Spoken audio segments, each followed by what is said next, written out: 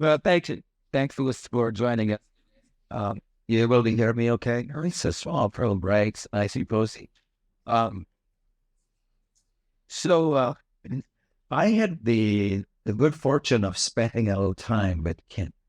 I'm going to have her introduce her pretty soon here shortly. There was so much to learn. I really had such a fun 45-minute conversation with her.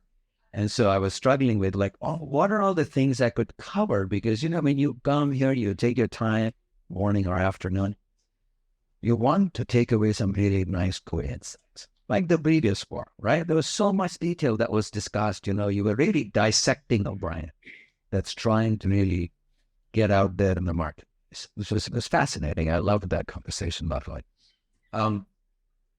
And so we're gonna do this forum on two very specific topics. So before I go there, let's first learn about her. So Kim, please introduce yourself and tell us about the passions you have, what drives you, what brings you there, why you're so excited and interested. Frankly, your enthusiasm was rubbing on me. And as I was talking with you, it's like, my God, she loves this stuff. Let's go. All right, I'm Kim Colter. I'm the director of Masterbrand marketing at IHG Hotels and Resorts. So kind of what drives me, right? So marketing is a lot of fun, but you can market a lot of different things. As she's marketing departments, and then we're marketing these amazing, I would never spend $1,000 on baby clothes, but those are awesome.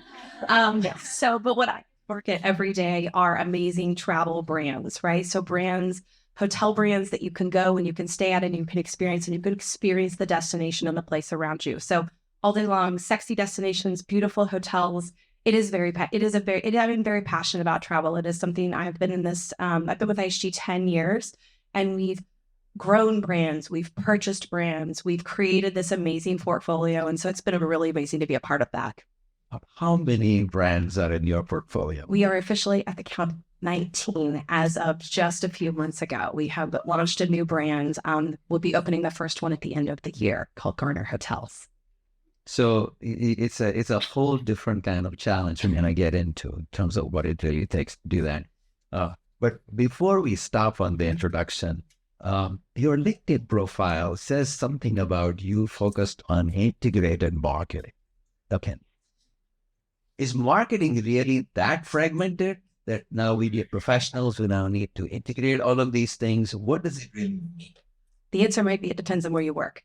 So integrated marketing at IHG. So we've evolved, right? Just like everybody else has. We have almost an in-house marketing agency services. So lots of people, we still use agency partners. We need them. We love them. That we depend on them. But we also are very self-sufficient internally. So we've created a marketing shared services really function where we have media experts, we have creative experts, we have analytic experts, we have PR and social experts, and then right at the center of it is the integrated marketing team. So that's myself, the amazing team I have here with me today. And guys, it is our job to understand what we're trying to accomplish, be able to go pull through that insight or those data points, be able to write the brief, be able to manage and craft agency partners and or internal partners to help build the right marketing plan, full funnel approach, data-driven, unique, check, right? But it's our job to make sure that it comes to life in the right way in the marketplace. Wow, that's very interesting, right? There's just a lot there. So, the way I heard what you said was, it does actually sound like fun. Like if you have experience in marketing with different functions and so forth, you get to interact with so many different functions and tie it all together. And ultimately, people are expecting answers from you. Hey, how did it all go and all that stuff. So we'll come to that. This is Seraj Bhawrani. So I'm the public face of Illumin. What's Illumin? It's a platform for journey advertising. We coined this word 4 years ago, right in the middle of COVID. And the idea was that the way you talked about, it's all about journeys, we're connecting the dots, cross touch point, all of that stuff. But the way it happens these days is still journey within platforms, within walled gardens, within the open web, within social, within this, within that. How you can connect across remains sort of this big puzzle. And so we are making strides in that direction, essentially combining ad tech, martech, and everything else in between duration. Anyway, that's all we're going to talk about. That the focus is IHG. So let's go to the first. As I said, this conversation is going to be about two big topics. Major programs on which you actually led the effort there. Some of those programs, you probably do it once in a decade. It's really hard to focus on these large, very complex strategic programs. And so there's a lot of learning because there are too many moving parts. So I thought maybe that's where we get a lot of insights on what Kim has actually been able to accomplish with the team. So let's go there. So let's start with the Masterbrand launch. What was the motivation behind it? Start with what's the problem? What's the issue here that you're trying to solve for? And that's what Masterbrand was supposed to address. Let's go there. Yeah. Okay. So our journey, let me start you on our journey. So the virus, as we all are very familiar with, 2020, I'm going to call it the middle of the summer. I'm looking back at my teammate there. We had $5. Like, we know all the marketing dollars were gone. There was nothing to do. We've had just a crazy time in the industry, as you all know. We had own channels. We had some focuses and things we had to do there, but we have already been working on a body of work around the Masterbrand, around IHG hotels and resorts, and what was that going to be? So we decided to put all of our energy into that. Completed that bot. Sorry, I'm messing it.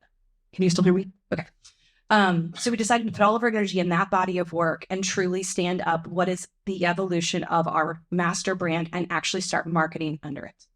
So everybody knows Holiday Inn. Everybody knows Holiday Inn Express. A lot of people know Intercontinental and Hotel Indigo and Kimpton Hotels and Resorts. Not everybody, really pretty much nobody knew what IHG Hotels and Resorts was. Okay. So we're squarely, confidently number 3. You can go tonight and walk into a Marriott and lay your head down on a pillow and have a stay. You can do the same thing at Hilton. You can't go to an IHG. We don't have a box. We don't have a bed. We don't have a pillow there for you. But what we have are all these amazing brands that we have brought together. And so what our plan was to use the power of the brands to stand up the master brand. So now when people say, oh, I stayed at IHG property last night. It was Intercontinental. It was a Holiday Inn. It was a Kimpton. Those are the brands within our master brand. So we have to use, because we have really low brand awareness, we have to use the power and the equity that we have in those brands to help rise the tide, right? Like, that's what we're going after. And all of that to say, when we stood this up, we had Biz ID, we had to go across all of our own channels, and then we had to get ready to actually have a real campaign when everybody came back and travel came back. So our ability to do that, really, I'm gonna jump ahead. You want to jump into the campaign? All right.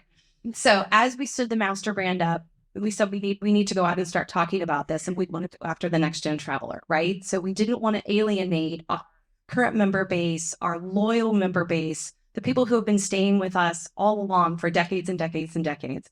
We also really care about the luxury traveler, right? We have really doubled down, and we had a lot of acquisitions and mergers and things around our luxury collection.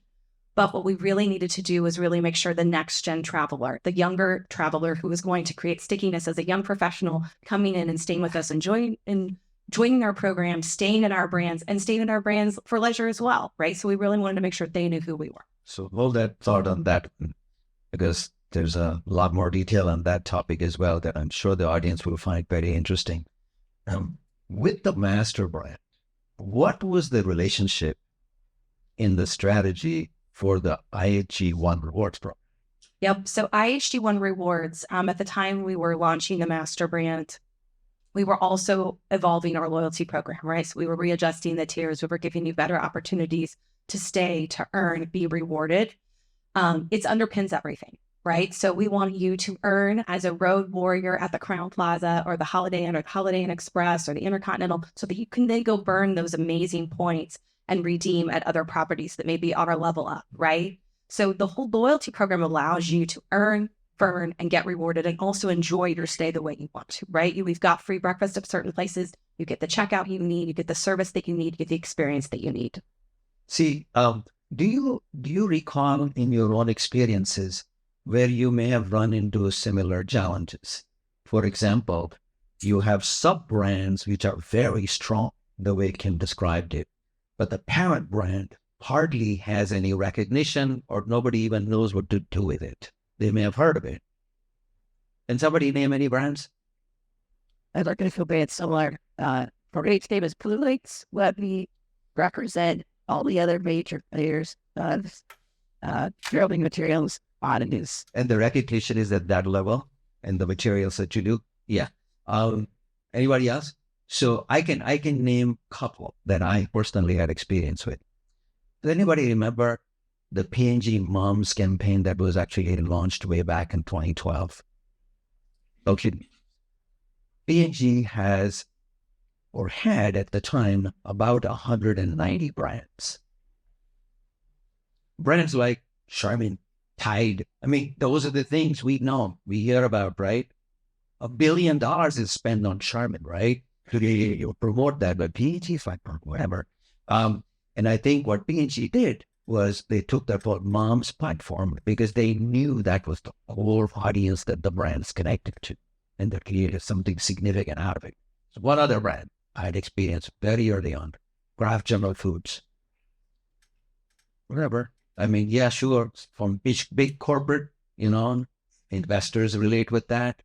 But underneath that, 150 brands, right? Some amazing. Philadelphia cream cheese, for example.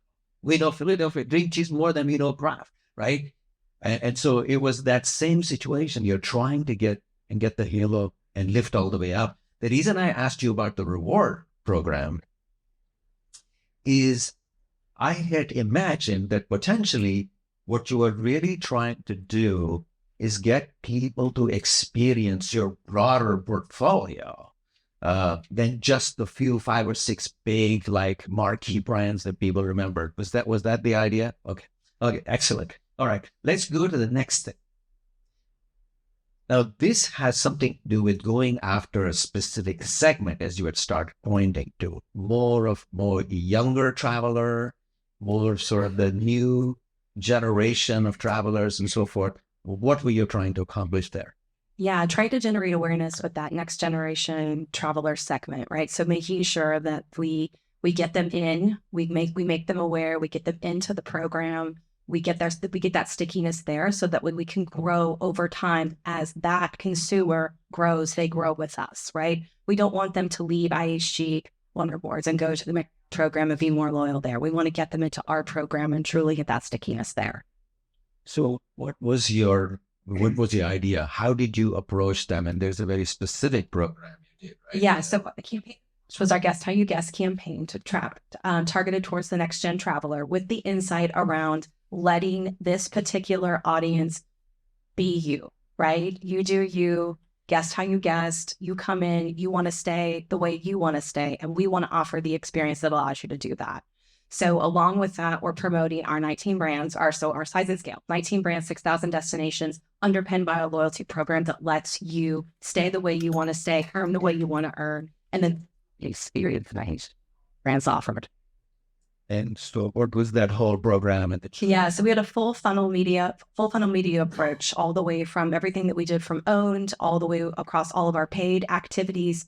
We've also had a large partnership activation. So you see us now on data-driven connected TV. You're seeing us, if you're watching, anybody in here's watching college football, you're seeing the Guest How You Guest ads. We're on Monday Night Football. So we've really started with that approach of getting very laser focused, and then slowly broadening into making sure that we're continuing to connect with the broader base. Get a little bit deeper than that. Are there really specific few things you did to connect the dots? Generally, are you trying to get more awareness? Are you trying to then measure the impact of that awareness in terms of actions people take? What kinds of things were you trying to measure for the impact? Yeah, our awareness metrics for this particular segment grew 8% over the course of last year through the campaign. So trying to get people to engage, recall, use a tracking tool called Morning Consult that allows us to measure that activity and awareness through each of our media channels. And so getting people to understand who we are, recall who we are, and then obviously the engagement piece is then getting to go to an own channel and actually book. Okay. So getting the booking done, and then once they are booked, clearly you now have the beginnings of self-consent. Yes, we now continue to talk to you, but continue through the journey of getting you in our program, emailing you, getting you into points promotions, and continuing that relationship and getting you to continue to stay with our brands. Well, how big is your loyalty program in terms of members? How many members? We have an active member base is really big. Really big. 10 million. Where are we at? 10 million active. Yeah. Okay. Yeah. So I think that's sizable, really, in terms of first-party data. There's a whole movement. Everybody wants first-party data because we sort of have a hard time now getting any other form of data. And so 10 million is a pretty strong number to start with, especially with a program that delivers so much value, right? I mean, that's really what that's all about. So that was the idea, guys. I wanted to go down these two lanes. How do you really create and elevate brand or master brand level, which is a highly challenging task, and then going after a very specific audience that's just coming into the marketplace and they'll be coming on it.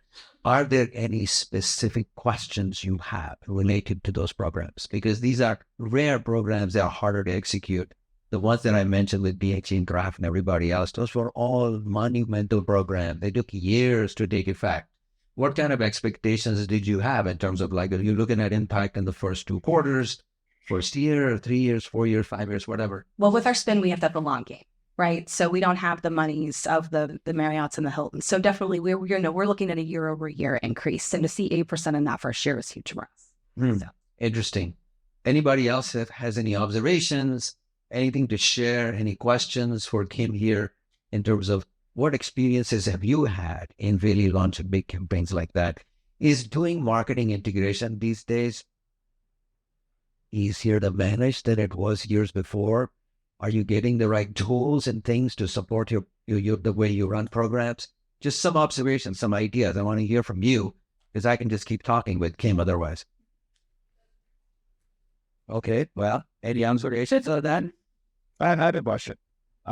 Scott Pierce, a loyalist, Hamptons. This is a great spot. As a brand, you're at the Federated, where this one of your you want like becoming sustainable and as We went to a lot of long-form content. We definitely have leveraged a lot of very strategic partnerships, US Open, and we have a large, I'll call kind of that middle-tier festival follower organizations that have really gone out to the next-gen audience. So we're making more to the partnerships, more broad awareness area. We definitely had a social activation of the platform that's really what's on my and it's all big, but not a lot of long content. What has been your experience in terms of the other side of it?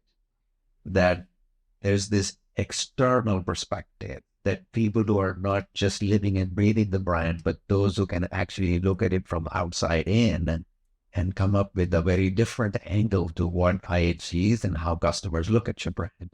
Do you miss out on any of that, or do you really find a way to get that perspective? No, we absolutely still leverage. I think I mentioned that we actually still leverage some key partner agencies because we do want that outside thinking. We want to pressure test what we think and know, and we want them to come in and challenge us. So 100%, we definitely value those agency partners, but the ability to move fast and get something done internally by people who know the business and live it and breathe it every day, you can't replace that. We also had significant savings when we moved to this model and brought everything in-house. We still are purchasing like linear TV. We're still doing all of that with like the big mind shares of the world. But if we need to move fast and get something stood up, we can do it. We can do it in-house. What has been experiences around here for those of you who are actually doing some of that in-house? Is that working for you? Yeah? Have you in-house something? What? Then work into the real work today. See it. It's the same feeling. We're doing. We also want that outside of the start to give us not. There will always be a place for it. I absolutely think. Is the outside perspective more on the creative side of it, or are there other aspects of it? Or the performance or the creative stuff. If they don't talk to me, Wow, interesting. Other observations here in terms of people who've actually tried to in-house versus rely on outside partners? Not much. What do? Do you guys do all in-house? That's Sunny Top, about 5,000. Well, they didn't meet that very in stock and value. That's the words they for it. Late painting, purple and wordy, but we're value for, well, red, we can eat better at. Excellent. Good. Yes, Rachel. So you went with a full marketing approach. I'm just curious to see what was the best DM out of the mix of the marketers. It's a good question. But believe it or not, we had success in a variety of channels. Out of home, we saw out of home performed well. We doubled down in a couple key markets, New York, etc. We saw that print, actually, we saw good lift within print. We saw good lift within connected TV. When we did our ESPN buy with college football, we saw huge lifts. So we've continued to double down in that, but that particular segment as well. Social, we could have done better. We could have done better. I sometimes wish I could bottle up what Jenna was talking about earlier, but I think we may be on to something now in terms of getting more traction and stickiness there. So I'm looking forward to what's next there. So we definitely had some learnings. Like, look, you guys, the number one thing that I think we did was we learned, we validated, we did research, we did more research to make sure that we were on the right track. And so we're definitely going to make some great optimizations going into 24 that are going to make it even stronger. So business has been really good, right? So I can't tell you that the campaign itself, I can take full responsibility for the revenue because the pent up travel demand we've had such a successful year as a travel industry. But we definitely have seen like an uptick within the rewards program. And so those types of metrics where we've seen people joining activation there. So this reminds me of something. I've seen a lot of media mix modeling studies over the years. And I can tell you that the debate always goes on. And the debate is, and this really starts from retail, right? Is it the brand and the marketing which is actually impacting the sales? Or is it the shopper marketing and all of the trade promotions that are going on that's actually making a difference? That debate will keep going on. It will never get settled, by the way. The same thing happens in the case that you are talking about, which is nothing in marketing is ever going to do as well as the actual positive customer inclination to want to buy and be in market, do business with you. The trend is always going to do better than any type of marketing. Try it if you don't believe me. Run marketing when the market is not as receptive to buy and see how good you are at marketing. That's when you know the truth. We tried it many times and you fail. You have to take advantage of it when the market is strong. And this is a great time for that, for you to build. So you guys, that was the stroke of brilliance, by the way, for the fact that you guys were preparing in anticipation of travel coming back. You couldn't do that. With that, thank you guys. Thank you so much. Good.